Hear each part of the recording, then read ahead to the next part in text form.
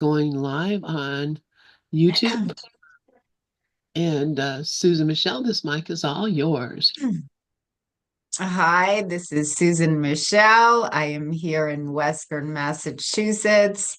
It is great to be here as always. I just came from a root canal. I told Myrna yesterday I didn't know how I'd be feeling, and I'm fine. I just have a lot of numbness on my right side. So it is what it is. It's great that you can speak the way you speak with numbness on your eye. I thought you were speaking like this, but you're not. You're speaking perfectly, so that's great. Oh, thank you, Myrna. It feels a little off. So yeah, so I'm here with Myrna, and then Glorian texted us about an hour ago. She was here to listen, but I'd love for you to share too, Glorian. So just feel free. And of course, anyone else in the room that wants to share, feel free. I am the author of Surrender to Joy, From Suicide to Serenity. I teach the transformational truth of A Course in Miracles, which we are all here to study, to learn, to embody the knowledge of. My good friend and soul sister, Myrna Skoller, is here from Boca Raton, Florida. She is the author of Private Lessons with Jesus, which is just such a wonderful companion to the workbook for students. Yeah, I love to read a little out of this today too, because today's lesson is so great. How are you, Myrna? That's great. I had a massage today, 90-minute massage this morning. I just get regular massages and I come back feeling so energized, you know. In fact, and we were just doing a meditation before you joined in. Reverend Wayne was doing sign us on to a meditation or listening, and it was just amazing because that energetic frequency that I was feeling as a result of all the energy that was had really been restored to me during this massage sort of joined in with that energetic meditation. It just seemed to go hand in hand. It was perfect. Thanks for asking. Oh, that's beautiful. That's beautiful. Yeah, I used to frequently get massages, and I think it's time for a massage for me. And yeah, and Glorian, if you want to just join in the way you do on Fridays, that'd be fabulous. I see your hand up right now. When I can, Um, I will. If I raise my hand, I can talk. I have something else going on here, so I might oh, not always okay, be able gotcha. to speak, but I wanted to be here with you both. And I'm sorry you're going through that with your tooth, but I'm glad you're doing well. And Myrna, her massage. And yeah, I was just here also for that meditation. And that's the Ho'oponopono, which is the Hawaiian prayer. I love you. I'm sorry. Please forgive me and thank you. And it really does go so well in sync with the course and our workbook lessons and everything. We can apply it. I love you. Thank you, Father, for what I am. I'm sorry for when we make mistakes. And please forgive me for not remembering my connection to you. And thank you. And so it's really a nice practice, and I enjoyed it too, Myrna. Thank you, man. Great. Yeah, and it really goes hand in hand with the lesson of the day. I think I'm going to start with the introduction of my book, as I usually do, because I think that is just such a beautiful way to uh, start with a loving foundation. What I write in my book is I write, my passion is God. God is love and joy and beauty. He is all that is good in the world. Everything else is our own miscreation. When we are filled with joy, we are connected to God. When we are not joyful, we have lost our connection to all that is real. This is my message. It can be clarified with three simple words: surrender to joy. There is nothing to find.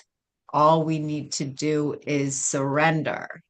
There is nothing to find in this world because there is no world. The external world that we experience is nothing more than a reflection of our internal reality. So a reflection of an internal condition is what I usually say. So it's important to keep ourselves plugged into our God socket as often as possible. Again, I was listening to Course in Miracles on Audible today, and Jesus makes it very clear that he cannot teach us the meaning of love, because love is the truth of who we are. When we are plugged into our God socket, when we were in sync with the truth of who we are, we extend God's love to our brother, and we feel good, we feel joyful. It's such just a high positive state to reside in. However, we don't have to search for love.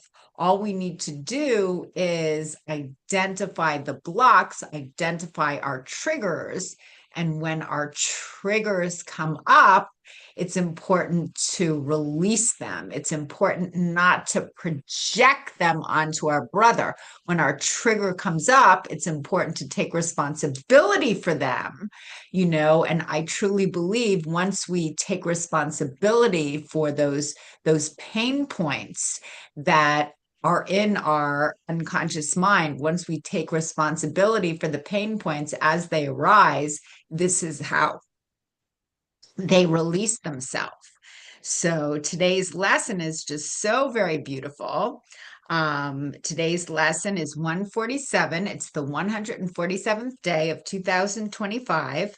And each lesson starts with my mind holds only what I think with God, which it's interesting. I ran this morning and I just kept saying that over and over. My mind holds only what I think with God. It was a very beautiful run. It was like I guess you call it a moving meditation. And then it's a review of lesson 133. I will not value what is valueless. It's also the lesson today is a review of lesson 134. Let me perceive forgiveness as it is, which goes hand in hand in what Odzi and Rev Wayne just played, because forgiveness is so important. It's just so key. It's that, like, when we hold our brother accountable for any mistakes they might have made, we can't feel the essence of who we are. When we forgive our brother, we kind of embody our own innocence and feel uplifted. We feel clear. It's we forgive our brother not for their sake, but for our own sake. We can't hear God's voice when we hold on to resentment of any kind. So forgiveness, does our brother benefit? Yes, I'm sure he or she does, but the true benefit is our own benefit, because God has but one son. We're all part of the same sonship. And as we forgive our brother, we feel God's forgiveness for us. God doesn't have to forgive us because God has never condemned us, but we feel as we forgive our brother, we feel God's love for us. We can't feel God's love for us for ourselves, when we hold on to resentment towards our brother. So forgiveness is just so uplifting and empowering and enlightening. Right, Myrna? Yeah, the forgiveness is everything, really, because that frees us to be who we really are. When we're tied to grievances, we really can't express ourselves in truth. We talk about the Course in Miracles and about God, and you listen to other avenues of spirituality and knowledge, and you really come back to the same thing. This morning, I was listening to Daryl Anka, and he channels Bashar.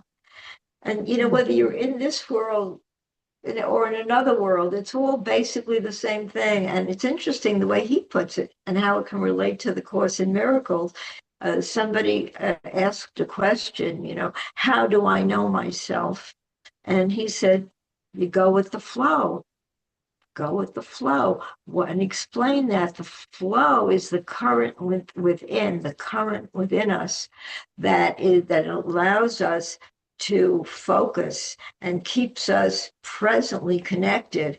And when we go with that flow, which the Course in Miracles calls consciousness, calls God, we go with that flow, we raise our frequency, and then we go into higher levels of frequency. And when you're in higher levels of frequency and consciousness, then you get to know yourself that much more, because you just keep going higher when you can maintain that level of consciousness. And that enables us, as he said, to know ourselves more fully. And then he puts it another way as well. When we're growing up, we're spoon-fed into believing we are who we're not. So we believe the things about ourselves that are not true. So in a way, and I'm just mimicking what he said. He said, you don't have any baggage. You're carrying everybody else's baggage. When you believe the things that they tell you about yourself that are not really inherently true, then you're really carrying everybody else's baggage, not your own.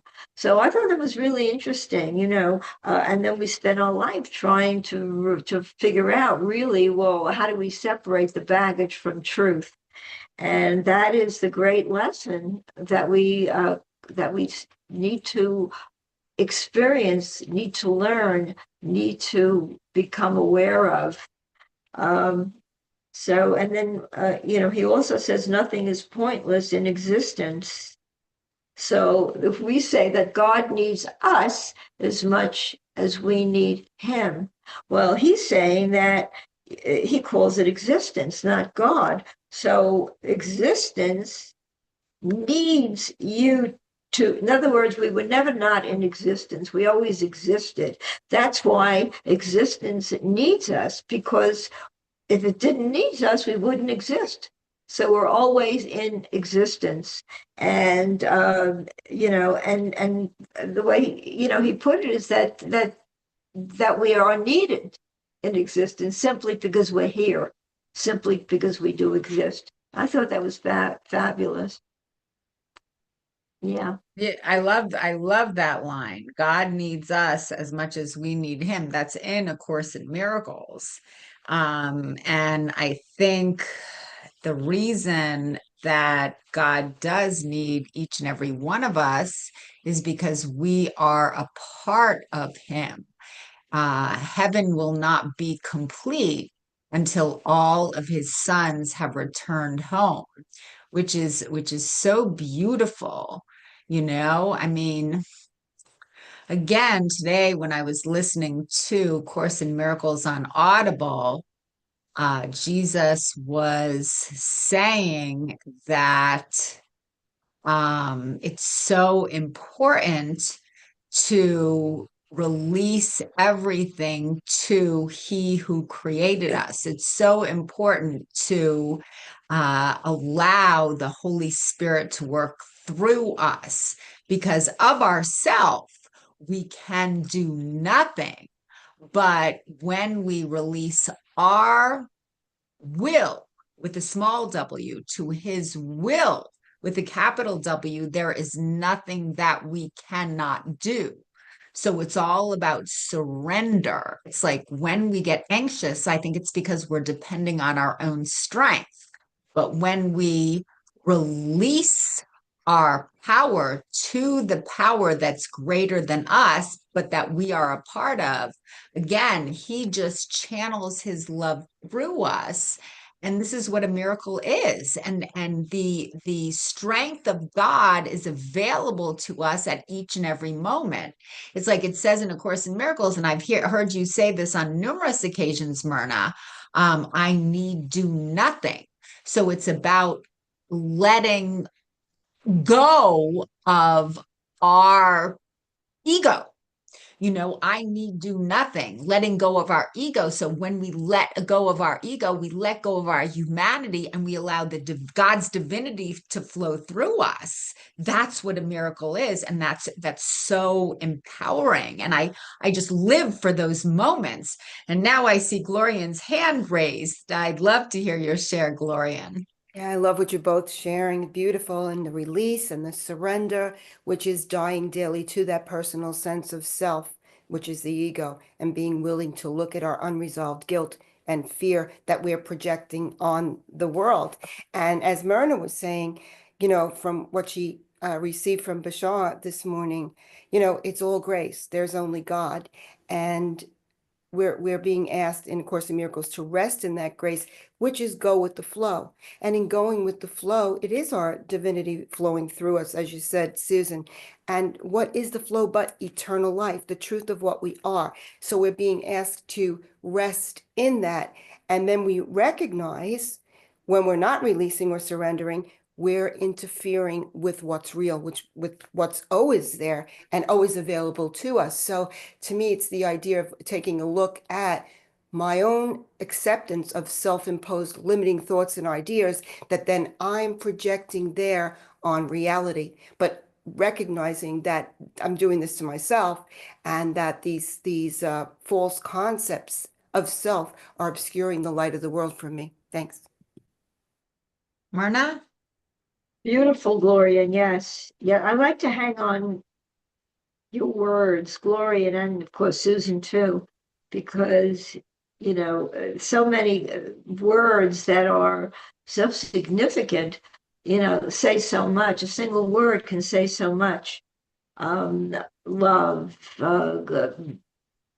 going with the flow is a great sentence. It really is, because as you say, Gloria, that it's a divinity, it's the eternal light within us. And when we can experience the light within us, then that's truly what we're here to learn, to become aware of.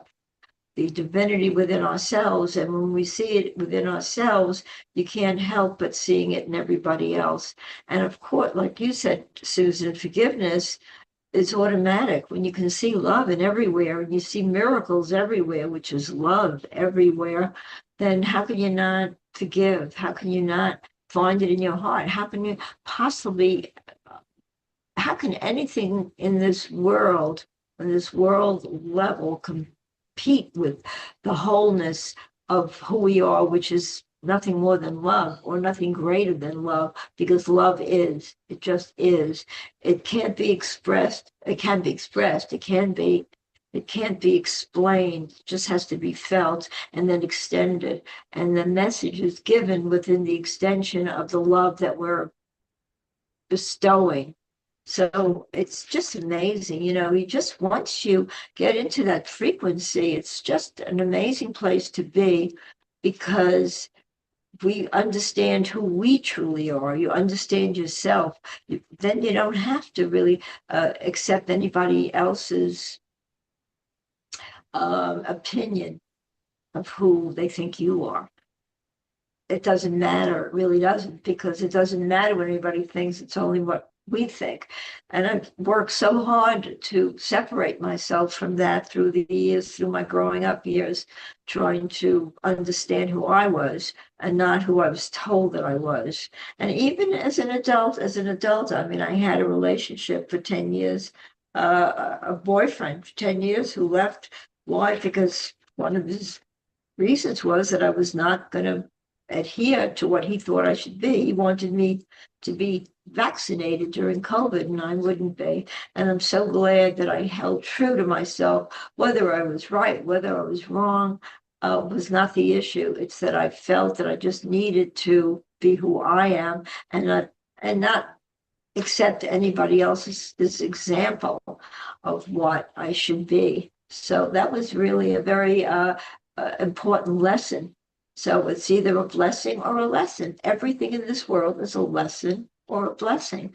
The lesson for me was that I must be myself.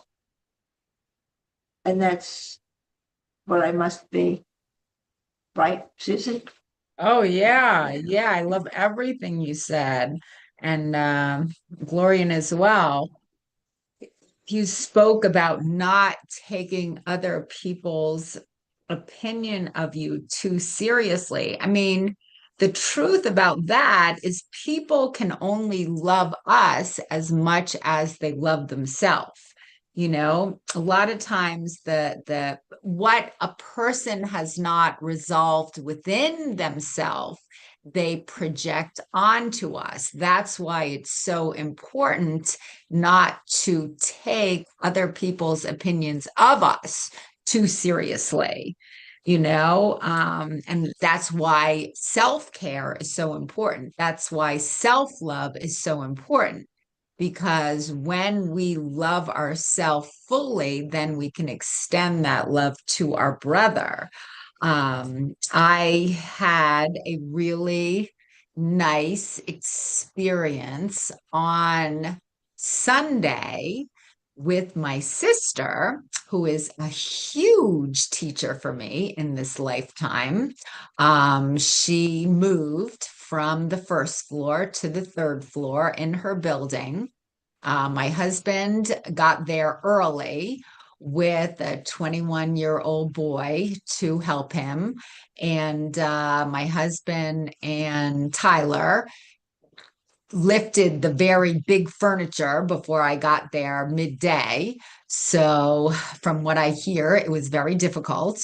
What they did was very challenging. And I know if you hire a professional moving company, it's quite expensive. But in order to help my sister out, save her some money, my husband and the 21-year-old boy, Tyler, lifted the big furniture. I got there midday. I helped with the small stuff. I mean, I must have gone up and down those stairs, or 2 flights of stairs, like 30 times. I mean, it was smaller than the big furniture, but it was still pretty heavy. So I just went up and down and up and down, and I was so exhausted. But I was glad that I was helping my sister, and I think what really made a lot of my efforts worth it is that she thanked me. She said, I could have never done this without you. And that really meant a lot. It really did. I was also very aware of the triggers that came up, because I do still have a lot of triggers with family, and she's my only family left alive. How I see it is, I think that a lot of what was not healed between my sister and my father continues to play itself out through my sister. So what I need to be aware of is, when my triggers come up, I need to own them, take responsibility for them, so I can release them. Because I really think it's kind of like, it's like layers of an onion. There are certain pain points within my unconscious mind, that move up to my subconscious mind, that moves up to my conscious mind. This is how pain points get released. There's certain pain points that I feel I might have released 20 years ago. And then all of a sudden, my sister says something, she criticizes something. I notice that I get triggered, an uncomfortable emotion comes up. But it's like we're peeling, for myself anyway, it's like I peel layers of an onion. It continues to come up. And when it comes up, it's important again for me to identify it, own it, not act on it, not project it. Because when we can own the pain points that come up, then we can refrain from projecting those pain points onto our brother. I try really hard to take responsibility for my triggers and not project them onto someone else. Because when we project our pain points, that's when the ego takes over. That's when fear dominates our life and our relationships. But when we get triggered, and when we can take responsibility for the pain points that have not yet been healed, this is how I feel we heal. I always quote the Invitation by Araya Mountain Dreamer, and I know that only the love is real. I know that if it is fear-based, it's an illusion. But Jesus is very clear in A Course in Miracles that the darkness needs to come to the light in order for healing to occur. Light, and you can tell me what you think of this, cannot go to the darkness. It's not about bringing light to the darkness. It's about bringing the darkness to the light, because God cannot heal within us what we don't surrender to him. So when we can own the pain, when we can see the pain, when we can identify the pain, that's when the pain can be healed. That's when we can pray and ask the Holy Spirit's help in healing what is still lurking in the darkness of our mind. And in the Invitation by Araya Mountain Dreamer, again, my favorite two lines, which I quote over and over and over. I love these lines. I want to know if you can sit with pain, yours and mine, without trying to hide it or fade it or fix it. So it's about taking responsibility for our pain, not projecting that pain onto our brother. And then the very next line is, I want to know if you can dance with joy, if you can allow the ecstasy to fill you to the tips of your fingers and toes without cautioning us to be careful, to be realistic, to remember the limitations of being human. That's what I live for. Those moments of just peace, joy, love, and happiness. And they are on the other side of the pain. I truly believe that. Glorian? Yeah, I love that. And it is so important. I was just going to mention, on Monday nights, we're doing the nonviolent communication, which I find is really very, very, very interesting on using different words on the level of the world, but of course applying the spiritual principles of ACIM. So basically, what we've been talking about is using different words to express how we feel instead of judgments suggesting blame. So just changing up the way we say things and taking responsibility for feelings, because very often we're not really identifying with the feelings of, like, I think he said there was a few feelings like depression, guilt, shame, and we know ultimately, we want to be accepted, we want to feel safe and in control, like Rafi is always talking about, which it always comes down to control. Well, do I want to be right, or do I want to be happy? Or, do I want the ego, or do I want God? So it's constantly that war against ourselves and that battle.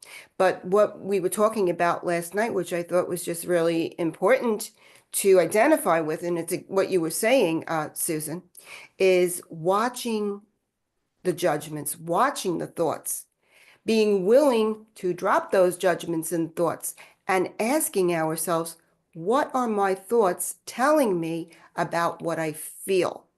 So we can identify that it's the thoughts causing the feelings, not the seeming person who we're projecting our guilt and judgments upon for blame. So if I say, I'm disappointed, that could sound like a judgment, like I'm disappointed because you did this to me. Whereas if you said, I'm sad or I'm hurt, it's a different kind of a thing where we're taking responsibility for our feelings. And then what could somebody say if you say, I'm sad or I'm this, So it's just a matter of like different, like semantics, different play on words that is going to make the outcome different. Thanks. Myrna? Yeah, you said something, Susan, the limitations of being human. And there's so much limitation if we consider ourselves human, only human, and we are human. How else can I put it? There are two aspects of being human. There's one aspect that is the Course in Miracles calls the ego, and the other aspect is spirit. And when we like Glorian said, the human part of us that really tends to want to blame, that really wants to sort of put our pain or project our pain into someone else by blaming them for something, is the part of us that keeps us stagnant, because we don't really begin to understand that there's so much more to it, that blame is not really going to cure or heal the problem. The only thing, nobody can heal us. We can only heal ourselves. And so, stop playing the blame game and recognize that anything that we're feeling that is not of peace, love, joy, happiness, wholeness, loving, the truth of who we are. I mean, however you want to put it, if it's anything but those wonderful words that we can use to describe the truth of love, really. As I said, love is such a difficult word to explain. We can only feel it. So if we can get out of the part of us, if we can relinquish the part of us that knows not of love, how can somebody know of love, or how can we know of love if we're feeling pain, if we're feeling that we are, projecting our pain onto somebody else, which in the form of blame is really detrimental to our own growth, our own learning. Then it is a matter of becoming aware of that we don't have to live in that part of us. We don't have to become so connected to that part of us that we think there's nothing else. The part of us that really needs to be looked at and really needs to be nourished and nurtured is the part of us that we are recognizing that there's nothing there but love. But the moment, the present moment is it's all in that little present moment. All the beauty and joy of love and wholeness is in that moment. I don't know if that made sense, but it certainly came out the way I was feeling. Yeah, yeah. Well, I love what you both said. You mentioned what I recited from the invitation by Araya Mountain Dreamer. It was the second half of what I recited, where I mentioned the limitations of being human. What Araya Mountain Dreamer writes is it's all about joy. So this is on the other side of the pain. I want to know if you can be with joy, if you can dance with wildness, if you can let the ecstasy fill you to the tips of your fingers and toes, without cautioning us to be careful, to be realistic, to remember the limitations of being human. So dancing with joy is releasing our human limitations, I guess, is what she is implying, inferring. Doing her best to communicate that when we are completely connected to our joy, which is God's joy, which is the joy of our higher self, we release those limitations of being human. We release the human limitations. I never really thought that deeply about it, but I think that's really beautiful. Thank you for pointing that out. And going back to what Glorian said, I thought that was a very, very interesting, wise, insightful comment about how to like nonviolent communication. I don't know that much about it. However, I do know that words are important. It's important to phrase feelings and ideas in a way that is not offensive. So you mentioned, instead of saying I am disappointed, which comes out as a judgment, it might be more beneficial. It might lead to open communication, to express a feeling like not you made me feel. I mean, to me, I am disappointed. It seems very judgmental. And so you might say something like, I am feeling sad again, I don't know the exact adjective to use, but I know I am disappointed seems very judgmental. I also know my dad used to say that quite often growing up. And I also know just recently, about 8 months ago, that one phrase started a big argument between my husband and my sister, because my husband was not happy about something that my sister did. So he sent her a text that started out with those three words, I am disappointed. And again, for her, like disappointed is judgmental. B, my dad used to use that often. And so it really triggered my sister. And then I don't think they spoke for about 6 months after he used that word, I am disappointed.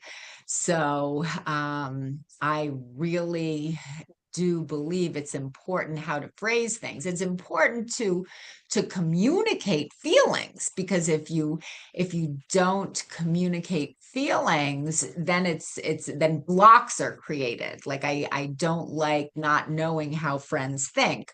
But it's also important to be open and phrase things in a loving, compassionate way when you do share your feelings.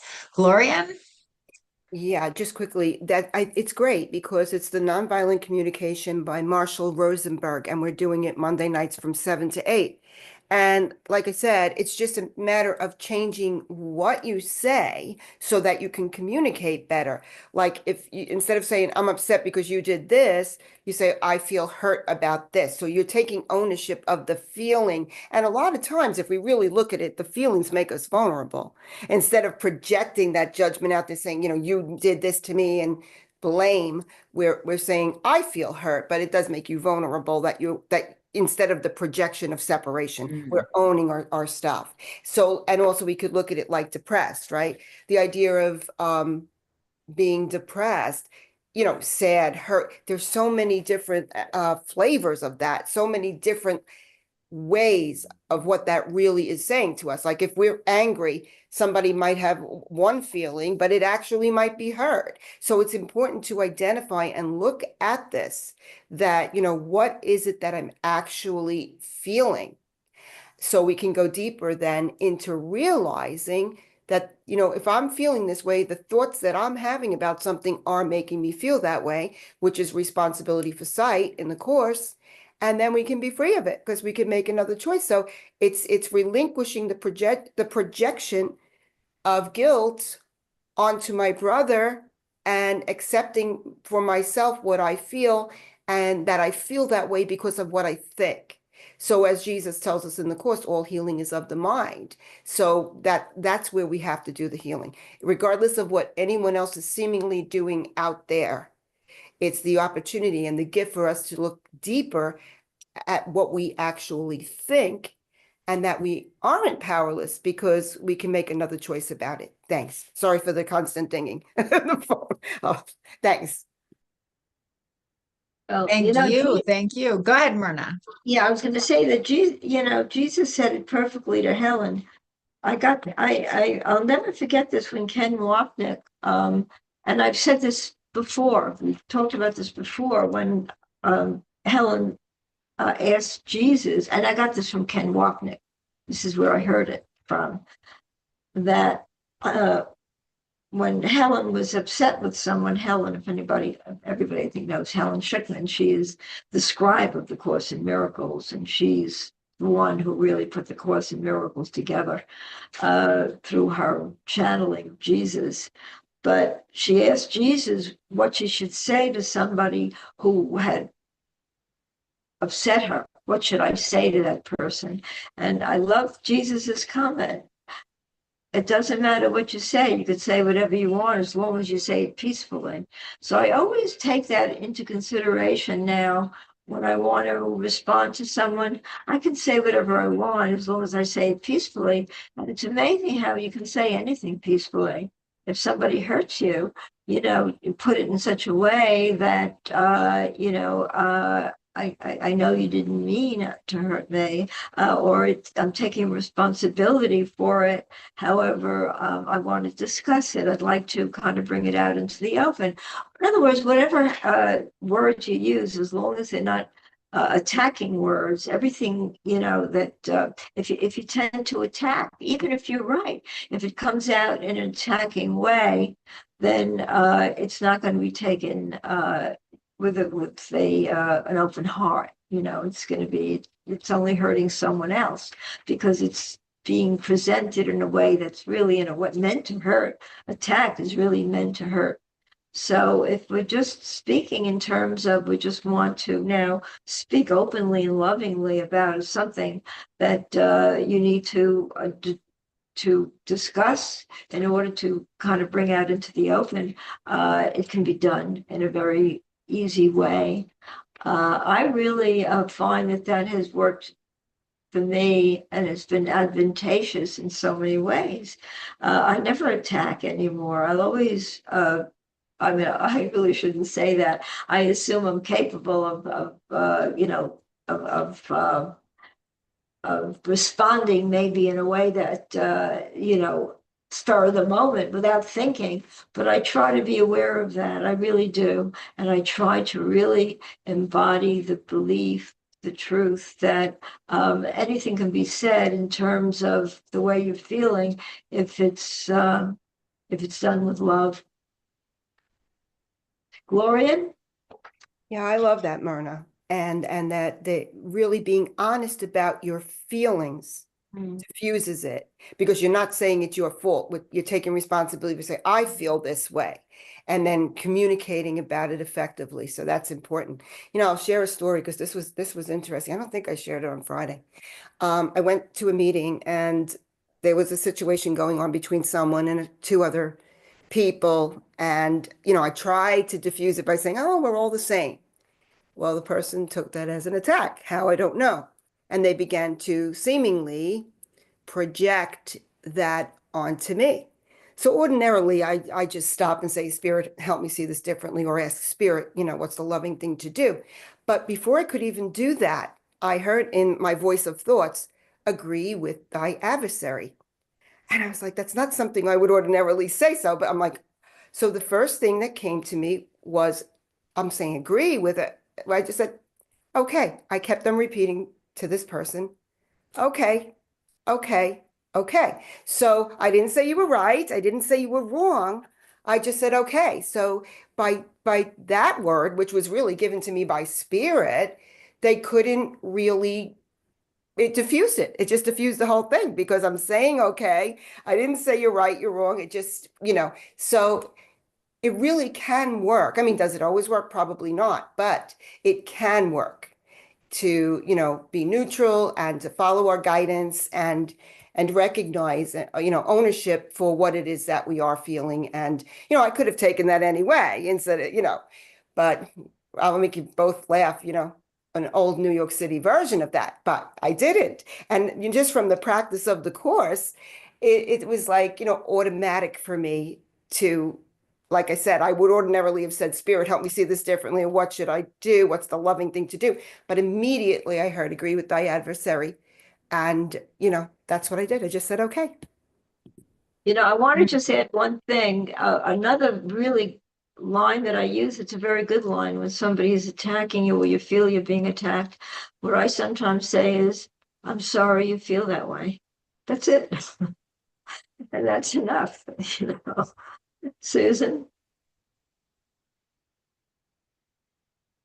I mean, ACIM says in the text, if your brother asks you to do something, do it.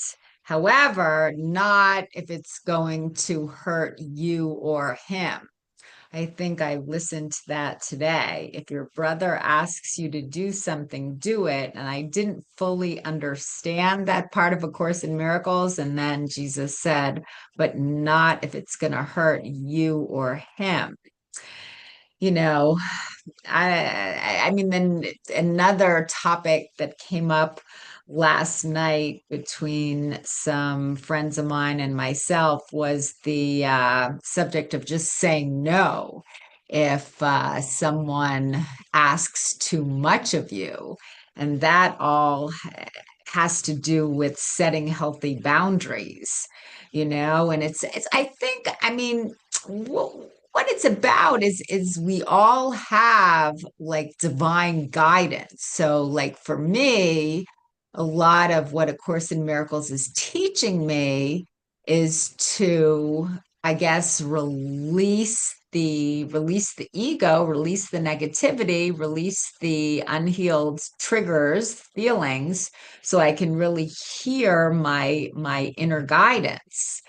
Um, and it is definitely a daily discipline. So, because God is always talking to us, we are always receiving guidance about where we're supposed to go, about what we're supposed to do. This is the paragraph that I used to start every talk with in the very beginning of the text, chapter 2.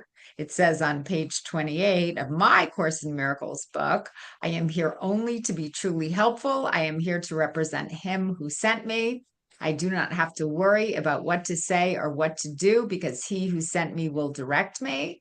I am content to be wherever he wishes, knowing he goes there with me. I will be healed as I let him teach me to heal. So it's about being fully present in the moment, I guess accepting that I am exactly where I'm supposed to be, and whoever is in front of me is exactly who I'm supposed to be with, and asking God for direction. And God is always giving direction. God is always speaking to us. God is always speaking through us.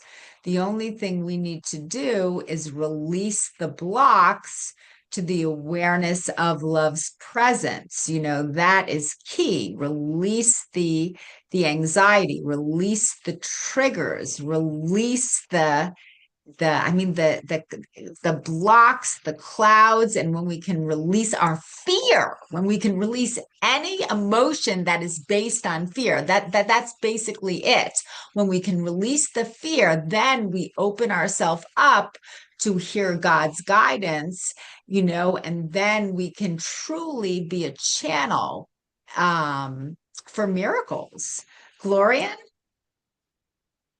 Yeah, exactly. I think that is the exact answer.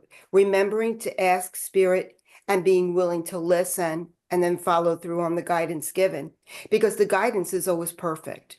So it's just a matter of like not reacting, not responding, but making that pause or that space to have it reinterpreted for us by spirit. But that what you said there, our brother asked us to do something and we do it. And I think it does come down to listening and following the guidance on that.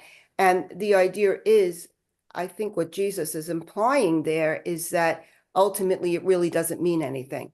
It has all the meaning that we give to it. So ultimately, it doesn't really matter if somebody wants something, if they ask you for $10, whatever. It doesn't really mean anything unless it's the meaning that we give it, which would be that we're sacrificing something. So I think that that's what's meant in there to teach us that we never really sacrifice anything except our oneness with the Father. That's the sacrifice. But because we can't always do it, but we can recognize the meaninglessness of everything. Thanks. I mean, it says right here too, if I can recite this paragraph. So it's very important for us to be aware of the thoughts that we are holding in our mind. And Jesus writes here on the next page, page number 29 in the text, I'm in chapter 2, what you do comes from what you think. Now this is somewhere else, we are much too tolerant of mind wandering. So it's important to be aware of our thoughts. What you do comes from what you think. You cannot separate yourself from the truth by giving autonomy to behavior. This is controlled by me automatically as soon as you place what you think under my guidance, Jesus.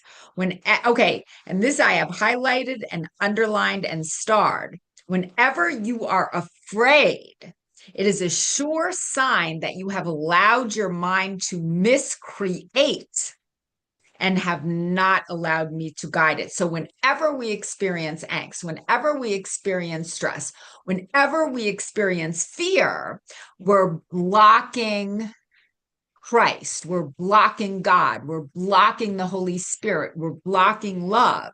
So if we do feel afraid, I mean, what do? We pray, we release it, we start focusing on the truth of who we are, right, Myrna? Yes, another good word is faith, really. And knowing that if we're in that place of oneness with God, then everything works out. It can't not work out. Everything works out if you're in that place, and and then there is no fear, because the fear is non-existent when we're in that place. It just doesn't exist. And when we're not fearful, it has to work out. That's a universal commitment. It just has to, that's our birthright, really, to experience that, that everything is for us, and everything is for the best, is for the best of what the universe has to give. We can only experience all good in that respect. We can only experience the best of who we are. And in that respect, as I said, everything I find, I so totally begin to see it over and over again, that if I think my faith is so better now than it's ever been throughout my whole life. So I find that I'm in the best place that I am, that I've ever been. And as a result of that, everything does work out. Nothing does not work out uh, that I ask Jesus to do, or ask Jesus to help me with. He's always there. Spirit is always there for us. It's so aware of us. We're aware of spirit, but spirit is also aware of us. So when we get into the quagmire of the ego's unholy dictates, wherever else, I don't know how else to put it, really. But spirit is there, really, to sort of give us the benefit of the help that we need, that we're asking for. So it's also learned that it's okay to be fearful, as long as, it is an emotion, as long as we are understanding of the fact that there's no need to be fearful. My girlfriend from Florida sent me a text on Memorial Day yesterday. And she is a traditional Christian. And the text was a biblical quote. It said, "Be still and know that I am God." Now, that is biblical. It's also a core principle in A Course in Miracles.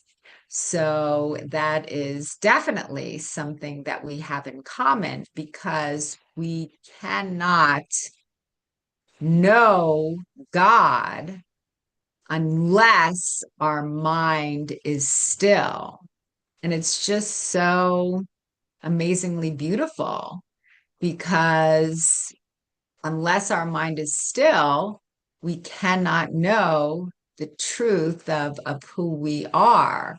And we have the ability to quiet our mind anytime we choose. A Course in Miracles tells us over and over in different ways, that it's easy to get distracted by the ego dynamics that go on in this worldly classroom. However, when we do, we waste time, because we can't know and feel the truth of who we are when our mind is distracted by all this egoic stuff that's going on in the world. But anytime God is just waiting for us with open arms and an open heart, metaphorically. Of course, we know he's not a body, but metaphorically, he's waiting for us with open arms and an open heart for us to come home to him.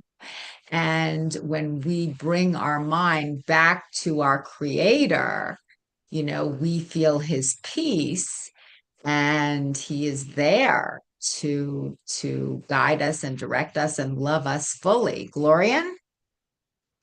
Yeah, I love what you both shared. I mean, that statement, be still and know that I am God. Be still in the quiet mind, know, experience, I am God, that I and the Father are one. And that recognition that if we're one with the Father, then God is not a body. So like you were saying, if I know I'm one with the Father, that means I'm spirit. God is spirit and I am spirit as he created me. So I just love that. That's one of my favorites. And I love what you shared there, Myrna, about faith and that like that faith versus faithlessness. And faith is trusting in what we are. And like we started out saying, resting in grace. And the faithlessness is relying on the ego.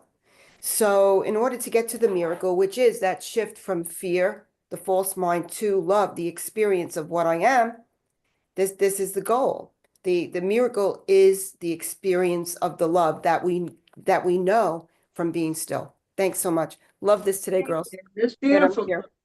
Thank you, Gloria. Beautiful. Yes, thank you. Thank you. It is you, Susan. any final thoughts, Myrna? It's just about 2:30. Oh, nothing really. Well, you are so wise and so beautiful, and I could feel your energy from your massage and your meditation, and it just definitely extended itself to me. Thank you, thank you. I love you so It much. extends right back to me. So there you go. It's Me just too. right. Yes, Glorian. Thank you, thank you, thank you for being here with us. I just love your energy, your high elevated energy, and your clarity and your wisdom. We are definitely greater together. I mean, A Course in Miracles is very clear about that. We need each other to get home to heaven. And I am so grateful for you. I am so grateful for this gather for A Course in Miracles platform. And as A Course in Miracles says, nothing real can be threatened. Nothing unreal exists. Herein lies the peace of God. The only thing that's real is the love. And I can truly feel it right now. Thank you. Thank you. And I will return the microphone to Lynn. Love you both. Love you so much. Perfect, perfect, wonderful sharing. God bless you all. And Thank you. we will see you again on Friday. Yes, thank you. I love Thank it. you. I'll see All you right. tonight, Lynn. See you tonight.